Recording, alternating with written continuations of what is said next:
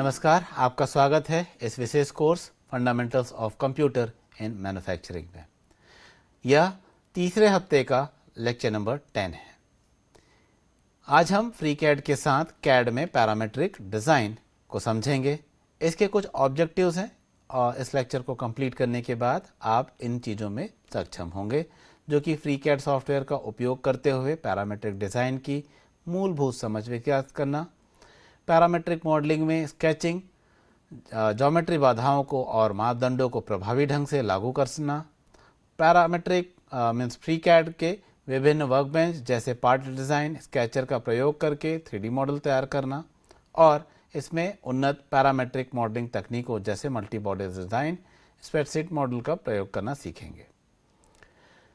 हम समझते हैं कि पैरामेट्रिक डिज़ाइन आधुनिक CAD सॉफ्टवेयर का महत्वपूर्ण हिस्सा है, जो डिज़ाइनरों और मापदंडों के आधार पर मॉडल बनाने की अनुमति देता है। FreeCAD एक ओपन सोर्स CAD सॉफ्टवेयर है जो उपयोगकर्ताओं को पैरामेट्रिक मॉडलिंग के लिए व्यापक उपकरण और फीचर्स प्रदान करता है।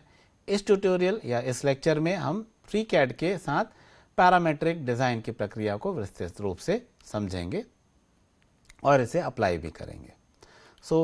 FreeCAD में पैरामेट्रिक डिज़ाइन का परिचय, जहाँ पर पैरामेट्रिक डिज़ाइन का मुख्य विचार यह है कि डिज़ाइन के किसी भी पहलुओं को मापदंडों या पैरामीटर्स द्वारा नियंत्रित किया जाता है, जिन्हें किसी भी समय बदला जा सकता है या डिज़ाइन को अधिक फ्लेक्सिबल और अनुकूल बनाते हैं। पैरामेट्रिक डिज़ाइन की प्रक्रिया में निम्नलिखित चरण शामिल हो सकते हैं, जिसमें sketching, constraints, parameters, 3D modelling, ये सभी चरण होते हैं, जिसमें 2G स्केच तैयार करना, ज्योमेट्री और अलजेब्रिक लिमिटेशन या कंस्ट्रेंट्स लागू करना, या स्केच के विभिन्न पहलुओं को मापदंडों द्वारा नियंत्रित करना और 2D स्केच को 3D मॉडल में परिवर्तित करना शामिल होते हैं। पैरामेट्रिक डिज़ाइन के द्वारा आप इन लाभों को अर्जित कर सकते हैं, जहां डिज़ाइन में आसानी से परिवर्तन किया जा सकता है, मापदंडों के माध्यम से डिज़ाइन को नियंत्रित करने की सुविधाएं मिलती हैं, जटिल जो कॉम्प्लेक्स डिज़ाइन को सरल तरीके से आप प्रबंधित या कंट्रोल कर पाएंगे। आइए अब हम समझते हैं कि यह लेक्चर में हम जो यह दिखाई गई छवि है उसे हम किस तरीके से 3D में बना पाएंगे। इस लेक्चर के कंप्लीट करते हुए हम ड्राइंग के कार्य को पूरा करेंगे, आवश्यक डायमेंशंस भी देंगे, जिससे कि बेस में एक स्केच से एक कोर सॉलिड आकार बनाना शुरू करेंगे और फिर उस आकार पर नियंत्रण करेंगे, जिसमें फीचर्स को जोड़ना शामिल होगा। ये फीचर्स या तो सॉलिड में मटेरियल्स जोड़ेंगे या इससे रिमूव करेंगे। इसके अतिरिक्त स्केचेस और संबंधित फीचर्स या ऑपरेशंस का भी उपयोग हम करेंगे। हम स्टेबल मॉडल बनाने के लिए कुछ दिए गए टेक्निक्स का पालन करेंगे, जिसमें एक मास्टर स्केच का उपयोग करते हुए बाद में मॉडल निर्माण के बाद रेफरेंस की जा सकने वाली डायमेंशंस को होल्ड करने के लिए नेम्ड कंस्ट्रेंट का उपयोग करेंगे और इस तरीके से यह मॉडल बनाएंगे।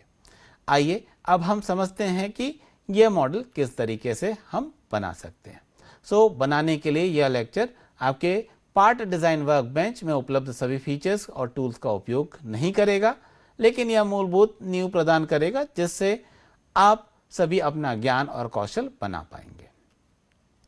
ठीक है, आइए अब इसे परफॉर्म करते जाते हैं और इस पे बताए गए आइकॉन्स या दिए गए हमारे जो लेक्चर नोट्स हैं, आप उसको भी फॉलो करते हुए इस पर्टिकुलर लेक्चर के जो सॉफ्टवेयर पार्ट है आप उसे कंप्लीट कर पाएंगे।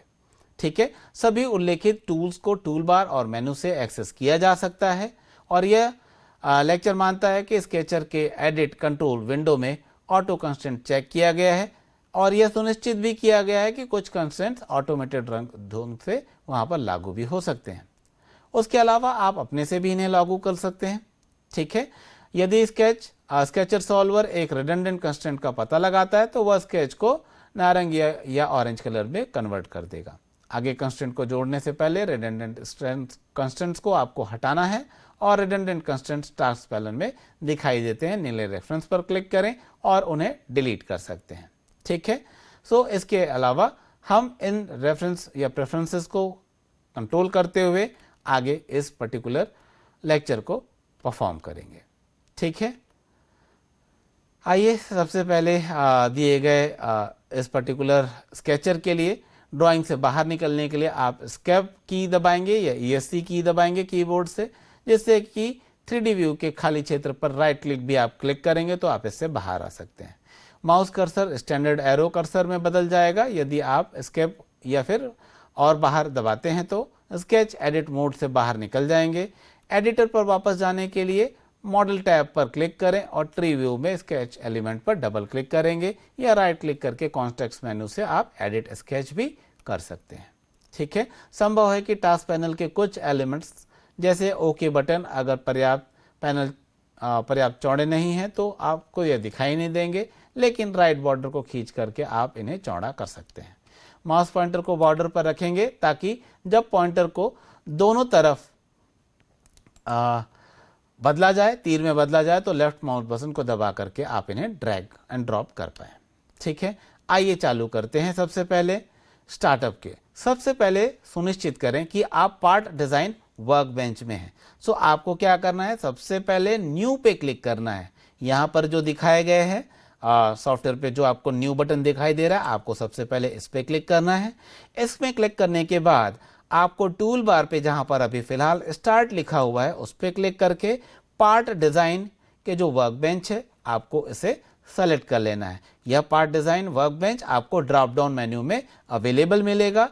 इसे सबसे पहले आप क्लिक करके सेलेक्ट कर सकते हैं। ठीक है, आप चाहें तो इस पर्टिकुलर जो आप बना रहे हैं मॉडल, इसे सबसे पहले आप सेव भी कर सकते हैं, जिससे कि यह आपको एक नए नाम के अनुसार यहां पर सेव करने की अनुमति भी प्रदान करेगा। ठीक है,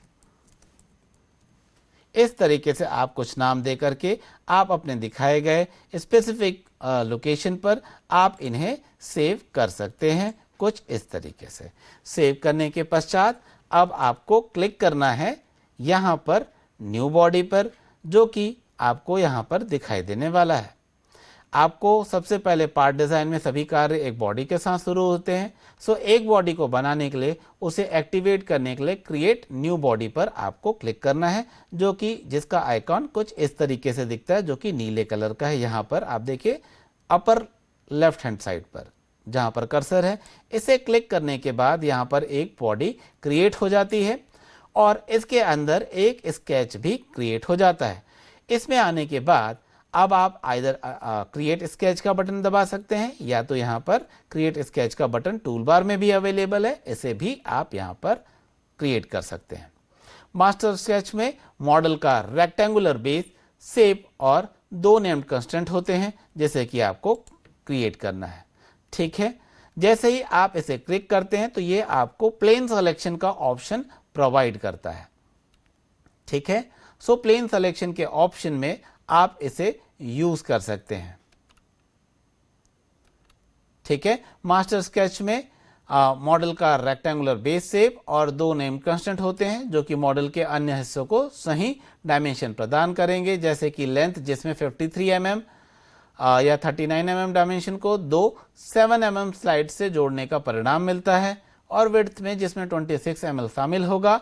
बाद के स्टेप्स में मॉडल की सिमेट्री का लाभ उठाने में सक्षम होने के लिए आपको अलाउ करेगा। सो रेक्टेंगल के टॉप एज को एक सिमेट्रिकल कंस्टेंट के साथ ओरिजिन के चारों ओर सेंटर किया जाएगा।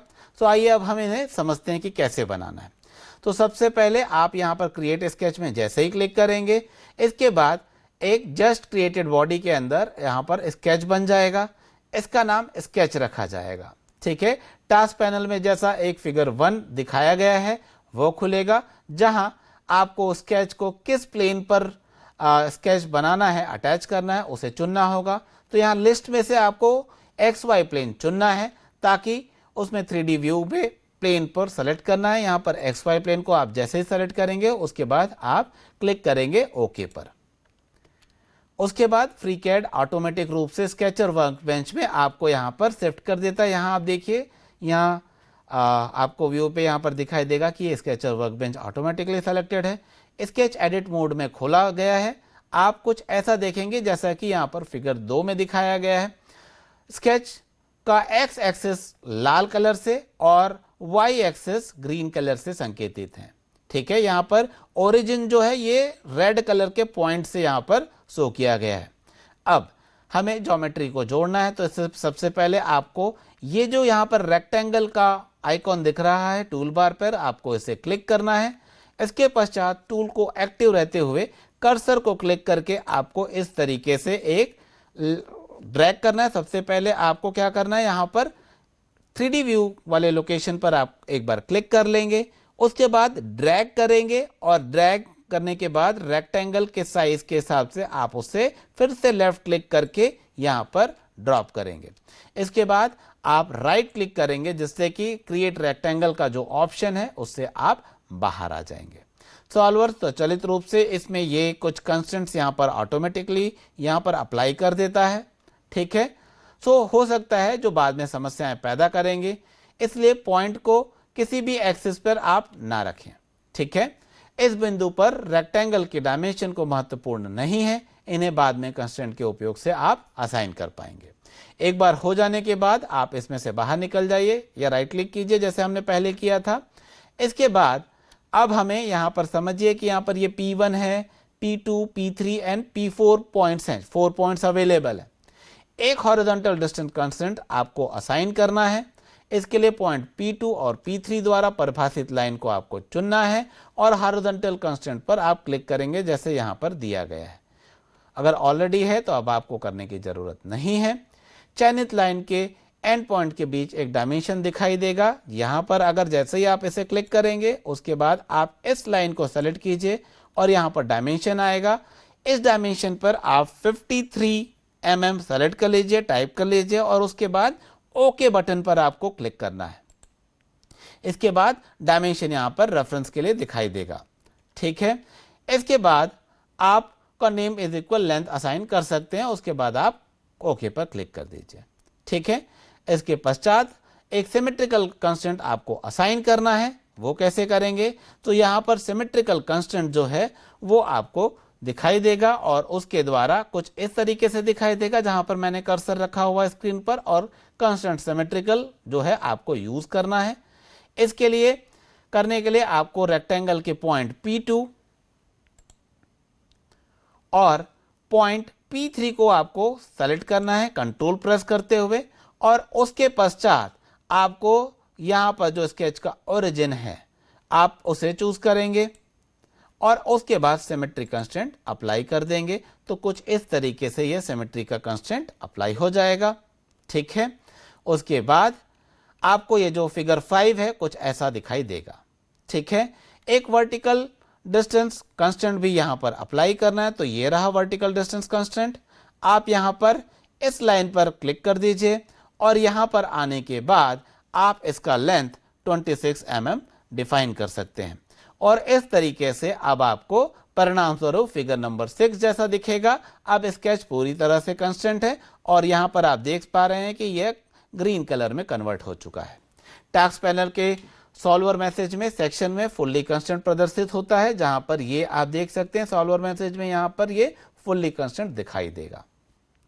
यदि आप स्केच के किसी भी लाइन या वर्टेक्स का चयन करते हैं तो उससे खींचने का प्रयास करते हैं तब यह मूव नहीं होगा। जैसा कि मैं आपको दिखाऊं यहाँ पर, अगर मैं इसे खींचने की कोशिश भी करता हूं तो भी यह नहीं ड्रैग एंड ड्रॉप होगा, बिकॉज ये फुल्ली कंस्टेंट मॉडल है। अब स्केच को हमें क्लोज करना है जो कि यहाँ पर कॉम्बो व्यू में दिया गया है लेफ्ट हैंड साइड पर। अब आप इसे क्लिक करके आप स्केच को क्लोज कर लीजिए। स्केच एडिट मोड से बाहर निकलने के लिए टास्क पैनल पर जो क्लोज का बटन था उसे दबाइए। अब एक मुख्य प्रोफाइल आपको नया करना है जिससे कि हम पैडिंग करेंगे, ठीक है। इसके लिए जो हमारा जो फाइनल स्केच रहेगा वो MP1 फिगर MP1 जैसा दिखाई देगा। उसके बाद और मॉडिफिकेशन करने के बाद वो MP2 जैसा दिखाई देगा। सबसे पहले आपको क्रिएट स्केच पर क्लिक करना है, उसके लिए यह आइकॉन है, यहां पर इसे क्लिक किया। उसके बाद आपको YZ प्लेन से जुड़ा हुआ एक स्केच बनाना है, आप उसे सेलेक्ट कर लीजिए, देन क्लिक कीजिए ओके। देन आपके पास यहां पर जो एक नया स्केच बनेगा उसका नाम रहेगा फ्रीकैड स्केच 001 के नाम पर इसके स्केच को बना देता है। और इसके बाद अब हमें एक पॉलीलाइन बनाना है जिसमें अब आपको जो ज्योमेट्री जो क्रिएट करनी है वो कुछ इस प्रकार रहेगी। तो यहाँ पर देखिए टूल बार पे ये रहा पॉलीलाइन का आइकॉन, क्रिएट पॉलीलाइन, इसे आपको क्रिएट करना है और आपको कुछ इस प्रकार यहाँ पर ज्योमेट्री को क्रिएट कर देना है। ठीक है, अब आप इस तरीके से कुछ ज्योमेट्री आप क्रिएट कर दीजिए और इन्हें आपस में जोड़ दीजिए।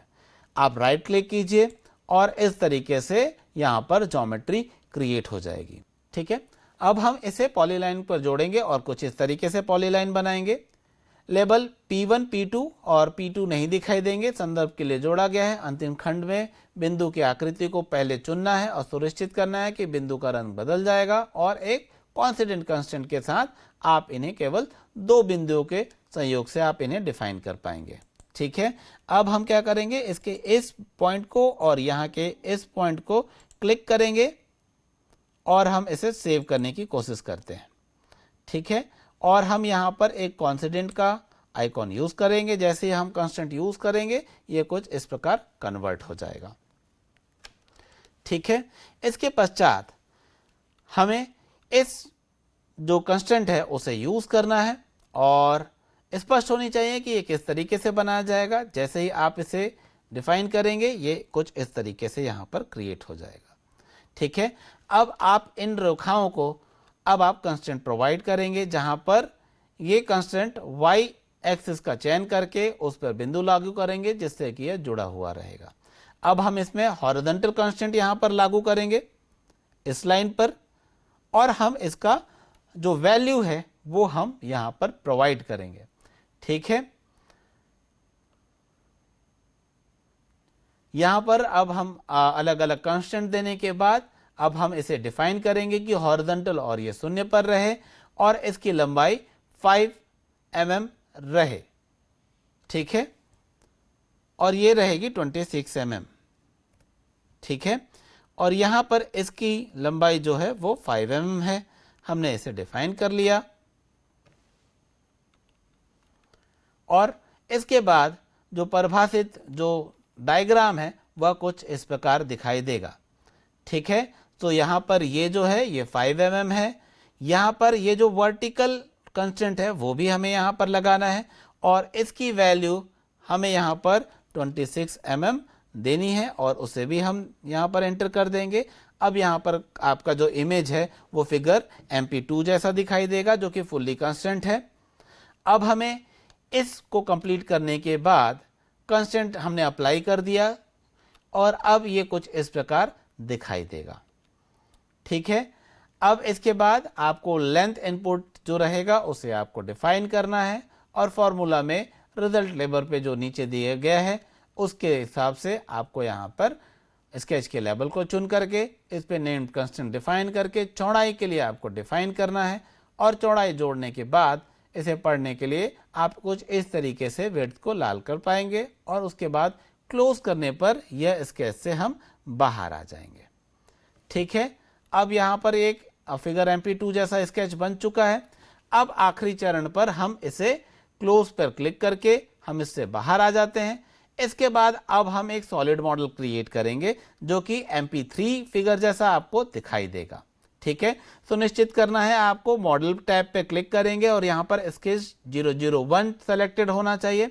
इसके बाद हम यहाँ पर एक पैड का जो आइकॉन है उस पर क्लिक करेंगे कुछ इस तरीके से और इसके बाद डायमेंशन को चूज करेंगे और डायमेंशन पर यहाँ पर लंबाई के लिए जो यहाँ पर ऑप्शन दिया गया है हम उसे चुनेंगे। ठीक है, और इसमें लेंथ का जो डायमेंशन है उसे 53 mm डिफाइन कर देंगे और ये दोनों ही सिमेट्रिक डायमेंशन पर होगा, कुछ इस तरीके से सेव हो जाएगा।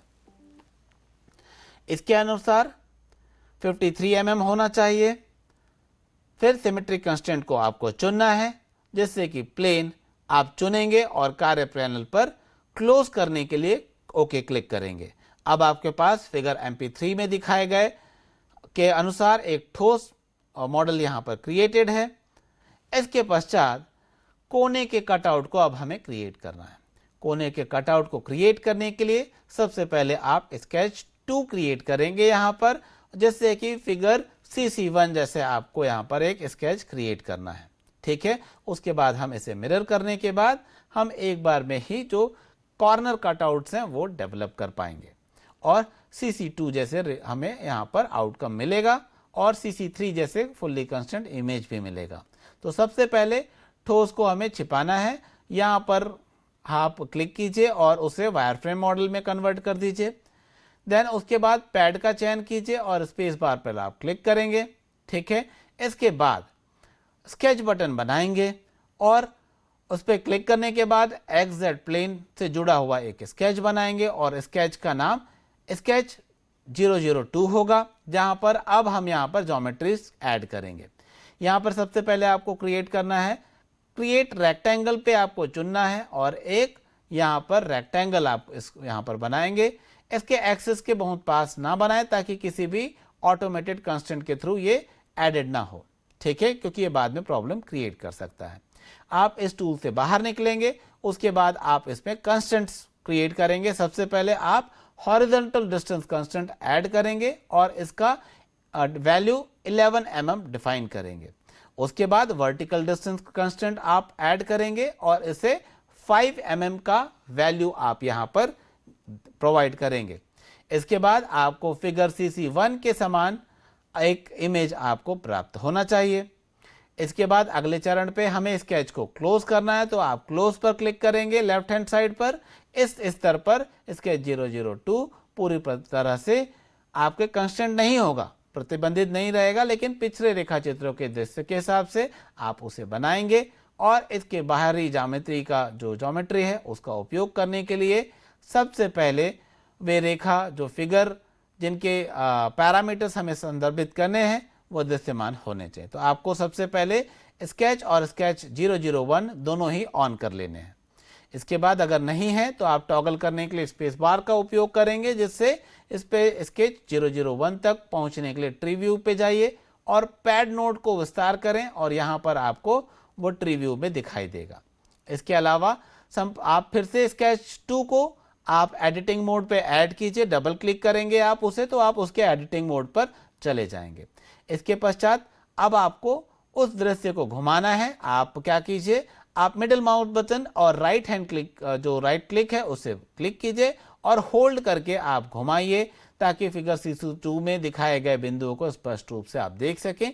या तो आप कर सकते हैं, आप आपके कीबोर्ड पर 4 जो नंबर की जो की है आप उसे प्रेस कीजिए और इसके अनुसार यह जो मॉडल है वह कन्वर्ट हो जाएगा इस पर्टिकुलर व्यू पे। इससे आसान हो जाएगा कि आप यहां पर रेक्टेंगल को इजीली देख पाएंगे। देन आप क्लिक कीजिए एक्सटर्नल ज्योमेट्री आइकॉन पर जो कि आपके टूल बार पर दिया गया है, उस पर क्लिक करना है। जब यह टूल सक्रिय रहेगा तो कर्सर कुछ इस प्रकार से दिखाई देगा जो कि हमारे स्क्रीन पर है। इसके बाद फिगर CC2 में बिंदु P1 का आपको सिलेक्शन करना है। उसके बाद बाहरी ज्यामिति के हिसाब से स्केच में इसे जोड़ा जाएगा। टास्क पैनल के एलिमेंट सेक्शन में यह बैंगनी आइकॉन या X आइकॉन के अकॉर्डिंगली दिखाई देगा, ठीक है। अलग अलग वर्जन्स में यह अलग अलग दिखाई दे सकता है। अब टूल अभी भी सक्रिय है। फिगर CC2 में जो पॉइंट 2 है उसको आपको सेलेक्ट करना है और जो बाहरी जो तत्व है उसके आइकॉन को फिर से क्लिक करना है और उसके बाद अब आपको टूल से बाहर निकलना है।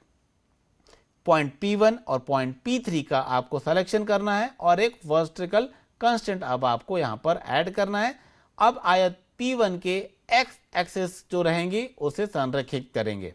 इसके बाद बिंदु P2 और बिंदु P3 का चयन करेंगे और एक हॉरिजॉन्टल कांस्टेंट आप लागू करेंगे, ठीक है।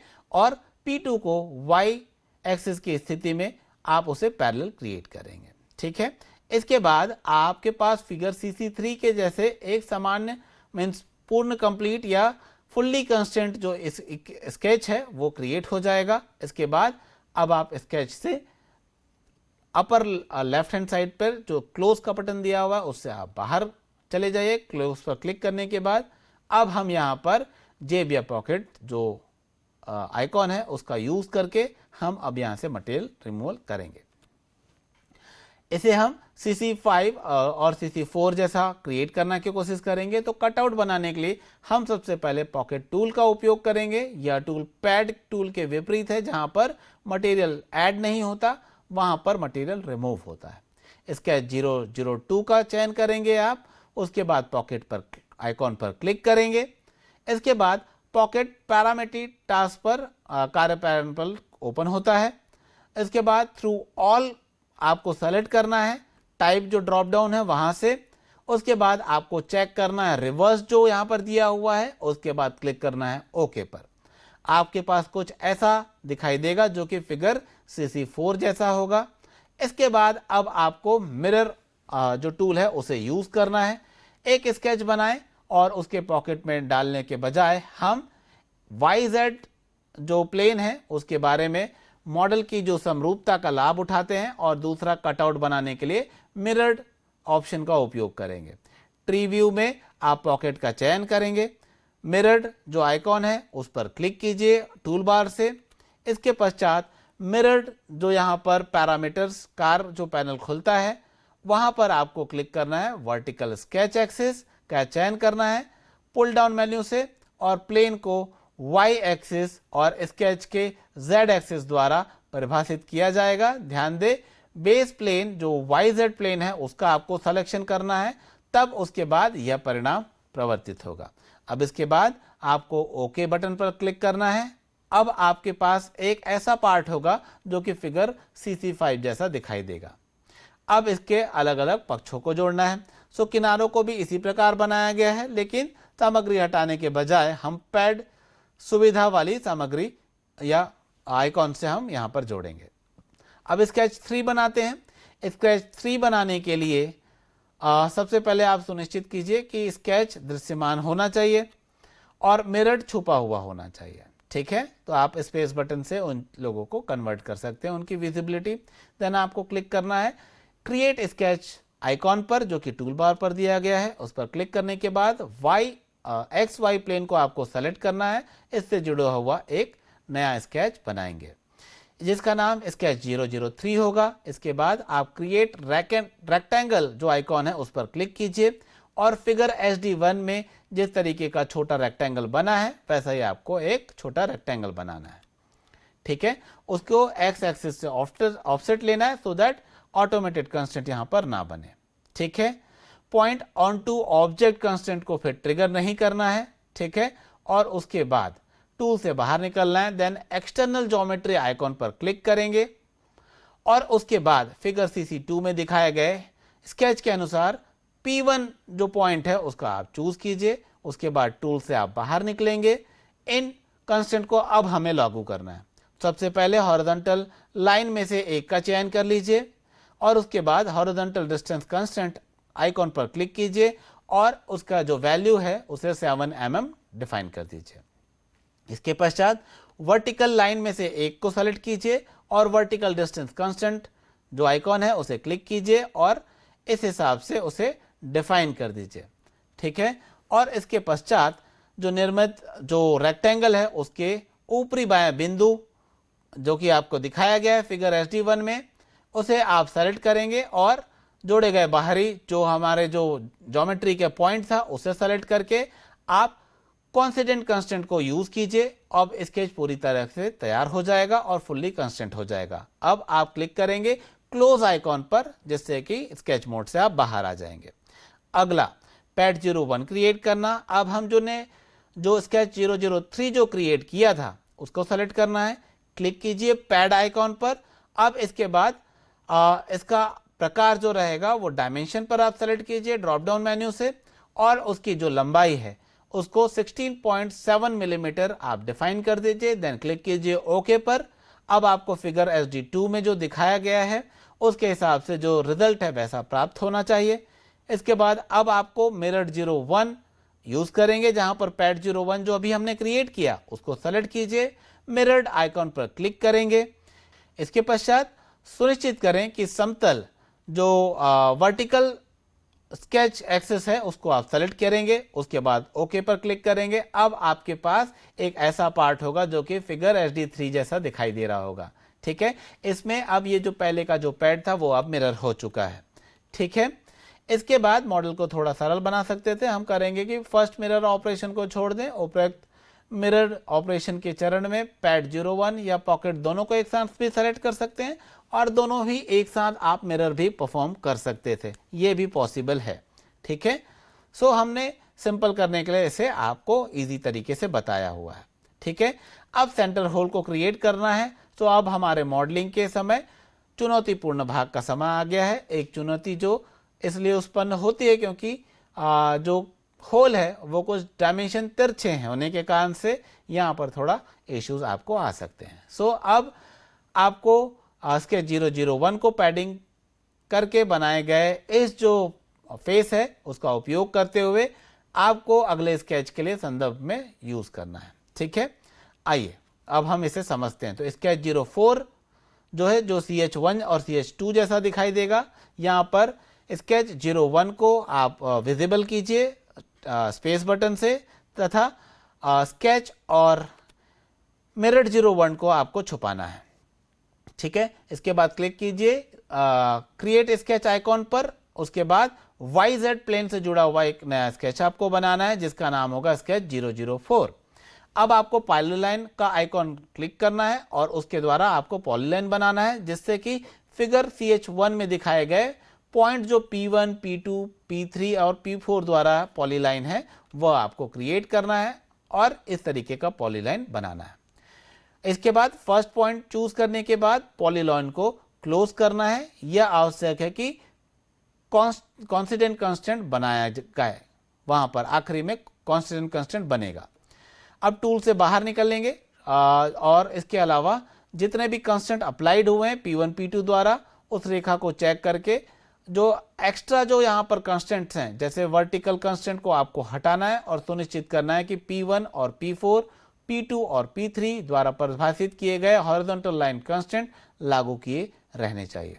और आपको यह भी सुनिश्चित करना है कि P1 और Y एक्सिस पर तथा P2 Y एक्सिस पर point on to object constant भी एडेड होने चाहिए। इसके बाद आपको एक्सटर्नल ज्योमेट्री के आइकॉन पर क्लिक करना है, देन स्केच 1 और EGP1 और EGP2 द्वारा परिभाषित जो लाइन बनी हुई है उनको सेलेक्ट करके फिगर CH2 जैसे बैंगनी रंग से दर्शाया गया है वैसा आपको बनाना है।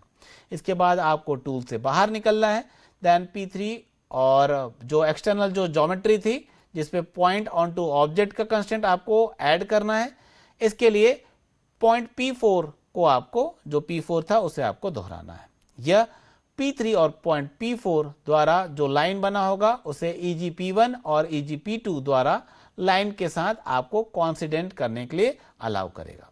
देन लाइन P3 और P4 का आपको सिलेक्शन करना है, देन डिस्टेंस कंस्टेंट आपको अप्लाई करना है और इसके बाद जो लेंथ है उसे 17 mm आपको डिफाइन कर देना है।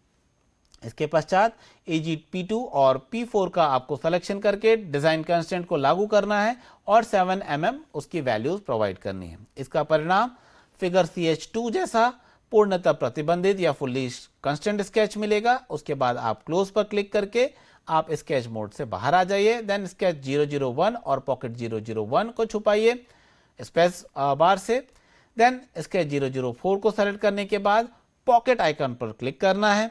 अब यहाँ पर जो दो प्रकार के डायमेंशन को आप चुनेंगे, लंबाई और दूसरी है लंबाई को 8.8 mm तक आपको असाइन करना है और उसके बाद ओके क्लिक करना है। देन जो नॉन न्यूमेरिक जो पॉकेट 001 का आपको सेलेक्ट करना है, देन प्रॉपर्टी एडिटर से डेटा टैब पर उसे रिफाइन प्रॉपर्टी में 2 पर बदलना है और प्रॉपर्टी एडिटर को कॉम्बो व्यू के मॉडल टैब पर पाया जा सकता है। इसके लिए कुछ टिप्पणियां भी दिए गई हैं, उसे भी आपको ध्यान रखना है और इसे डिफाइन करते हुए अब आपको ऑपरेशन पिछले ऑपरेशन पे छोड़े गए सीमा को हटाते हुए कोशिश करेगा और आपको अंतिम जो फाइनल रिफाइंड जो प्रॉपर्टीज होंगी या जो सॉलिड मॉडल होगा उससे वो आपको मिलेगा। परिणाम का जो मॉडल है या रिजल्ट का जो मॉडल है वो पूरा हो जाएगा और यह नीचे दिखाए गए जो आपको यहाँ पर दिखाई दे रहा है वैसा आपको दिखेगा। अंत में ट्री व्यू में स्केच को चुनना है और प्रॉपर्टी एडिटर द्वारा टैब पर स्केच कंस्टेंट को देखना है और नोड का विस्तार करके लंबाई चौड़ाई की कंस्टेंट को बदल लीजिए और उसके हिसाब से चीज़ें क्रिएट हो जाएंगी और आपका जो फाइनल मॉडल है वो कुछ इस तरीके से दिखाई देगा। सो आज के इस पर्टिकुलर लेक्चर में हमने पैरामेट्रिक डिज़ाइन और FreeCAD सॉफ्टवेयर का उपयोग किया और इसके द्वारा हमने एक 3D मॉडल को जनरेट किया है और उसके हर पहलू को समझा भी है और यहाँ पर डिफरेंट कंस्टेंट भी हमने ऐड किया है। FreeCAD जो एक ओपन सोर्स CAD सॉफ्टवेयर है, उपयोगकर्ता इसका यूज करके पैरामेट्रिक मॉडलिंग को विभिन्न टूल्स और उनकी सुविधाएं द्वारा जो प्रदान की गई हैं उसका यूज करके आप अलग अलग कॉम्प्लेक्स ज्योमेट्रीज बना सकते हैं। इस लेक्चर में पार्ट डिजाइन वर्कबेंच का उपयोग करके एक 3D सॉलिड मॉडल बनाने की प्रक्रिया को विस्तार पूर्वक समझाया गया है। इस लेक्चर को समझने के लिए आप सभी का धन्यवाद। आपका दिन शुभ रहे। Thank you.